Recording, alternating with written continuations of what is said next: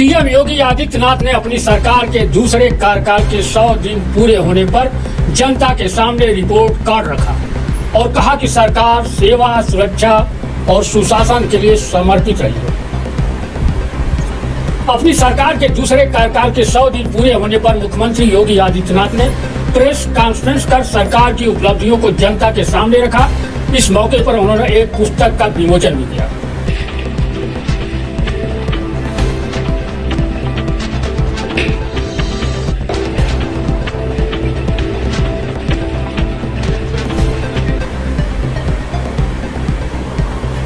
इस मौके पर मुख्यमंत्री ने कहा कि हमारी सरकार के दूसरे कार्यकाल के 100 दिन जनता की सेवा, सुरक्षा और सुशासन को समर्पित रहे। यही कारण है कि पहले विधानसभा चुनाव में प्रचंड बहुमत, फिर विधान परिषद चुनाव में जीत और अभी हाल ही में आजमगढ़ और रामपुर में हुए लोकसभा उपचुनाव में भाजपा की जीत सरकार पर जन विश्वास का प्रतीक है।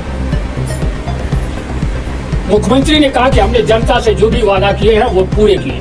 अब हम प्रदेश की अर्थव्यवस्था को $1 ट्रिलियन की बनाने के लिए काम कर रहे हैं, जिससे कि उत्तर प्रदेश देश का ग्रोथ इंजन बन सके। प्रदेश को देश की सबसे बड़ी अर्थव्यवस्था के लिए काम कर रहे हैं। उन्होंने कहा कि प्रदेश में 844 करोड़ रुपए पेशेवर अपराधियों और माफियाओं की संपत्ति जब्त की है। कहा कि 2017 के बाद से अब तक लगभग 2925 करोड़ रुपए से अधिक की अवैध संपत्ति जब्त की गई है। यह सरकार की अपराध के प्रति जीरो टॉलरेंस नीति का परिणाम है। आगे प्रेस कॉन्फ्रेंस में सुनिए योगी आदित्यनाथ ने क्या कहा। कार्यकाल की इस पहली प्रेस वार्ता में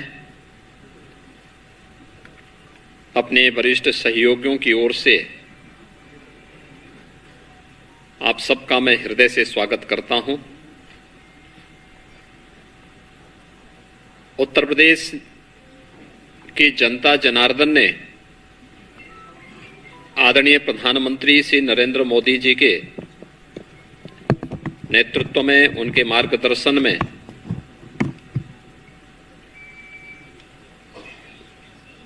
अभी हाल ही में प्रदेश में संपन्न हुए विधानसभा चुनाव में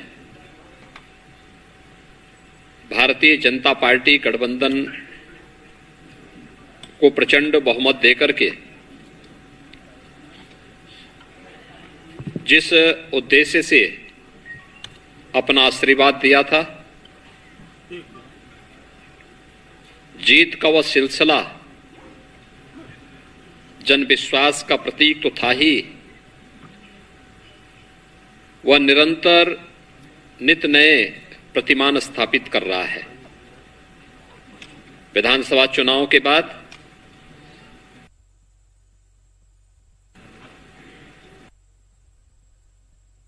उत्तर प्रदेश विधान परिषद के स्थानीय प्राधिकारी के 36 सीटों पर चुनाव संपन्न हुए।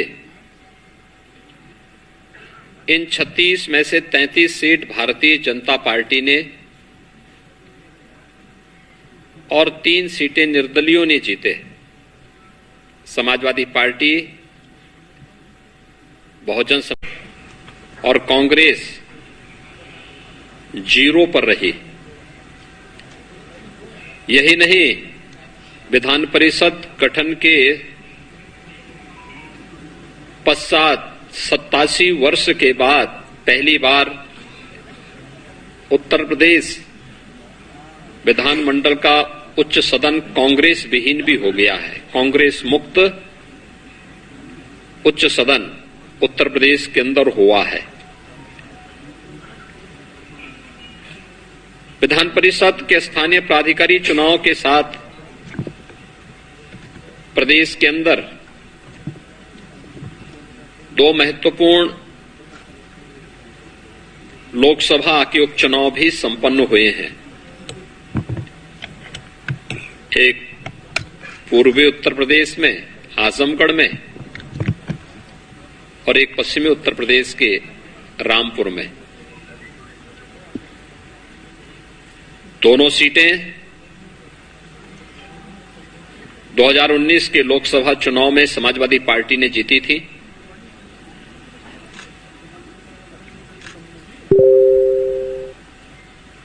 इस उपचुनाव में जनता जनार्दन का आशीर्वाद भारतीय जनता पार्टी को प्राप्त हुआ, यह भी प्रधानमंत्री मोदी जी की नीतियों के प्रति और सरकार की सक्रियता और बेहतर समन्वय का एक परिणाम है कि जनता जनार्दन का आशीर्वाद फिर से भारतीय जनता पार्टी गठबंधन के प्रत्याशियों को प्राप्त हुआ और दोनों सीटों पर भी भारतीय जनता पार्टी के प्रत्याशी विजयी हुए। 25 मार्च 2022 को हमारी सरकार ने प्रदेश के अंदर शपथ ग्रहण किया।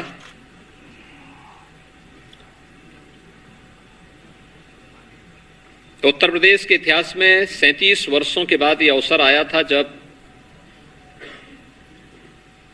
कोई सरकार अपना 5 वर्ष का कार्यकाल पूरा करे और 5 वर्ष के अपने कार्यकाल के उपरांत फिर से प्रचंड बहुमत के साथ सरकार बनाए। पहली बार उत्तर प्रदेश के इतिहास में किसी मुख्यमंत्री ने अपना कार्यकाल पूरा किया और प्रचंड बहुमत के साथ फिर से सरकार बनाने के साथ ही सरकार को सफलतापूर्वक संचालन करने के अपने 100 दिन के अपने इस कार्यकाल की उपलब्धियों के साथ जो कहा सो किया कि इस अपने परंपरागत अभियान को लेकर के फिर से मैं आपके बीच में यहां पर उपस्थित हुआ हूं। हम सब जानते हैं कि उत्तर प्रदेश देश की सब आबादी के हिस्से सबसे बड़ा राज्य है और प्रधानमंत्री जी बार बार इस बात को कहते हैं कि उत्तर प्रदेश में संभावना है, एक पोटेंशियल है कि उत्तर प्रदेश भारत की अर्थव्यवस्था का ग्रोथ इंजन बनने की सामर्थ्य रखता है। हम लोगों ने अगले 5 वर्ष की जो कार्य योजना तैयार की है, इसमें 100 दिन के जो लक्ष्य तय किए गए थे, उन लक्ष्यों को सफलतापूर्वक आगे बढ़ाने का कार्य भी वर्तमान में हम लोग कर रहे हैं, जो उत्तर प्रदेश की प्रगति और समृद्धि की दृष्टि से अत्यंत महत्वपूर्ण है।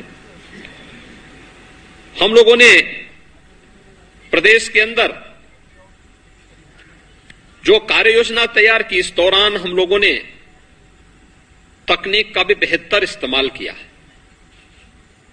पहली बार हुआ जब प्रदेश के अंदर पेंशन प्राप्त करने वाले सरकारी कर्मचारियों के लिए ई पेंशन की सुविधा लागू हुई। अब किसी रिटायर्ड कर्मचारी को अपने पेंशन के लिए भटकना नहीं पड़ेगा।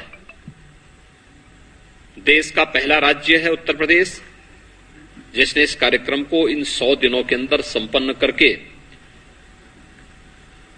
प्रदेश के अंदर आदरणीय प्रधानमंत्री जी के डिजिटल इंडिया के कार्यक्रम के माध्यम से कार्मिकों की समस्या के समाधान का एक रास्ता निकाला। ई विधान लागू किया गया।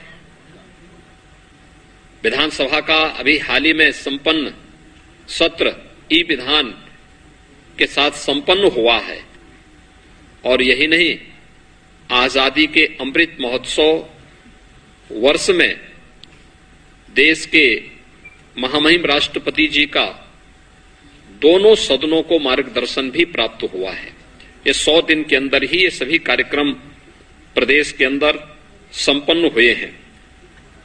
पेशेवर अपराधियों की संपत्ति को जब्त करके अपनी उस प्रतिबद्धता को एक बार फिर से सबके सामने प्रस्तुत किया है। अगर मैं देखूं तो अब तक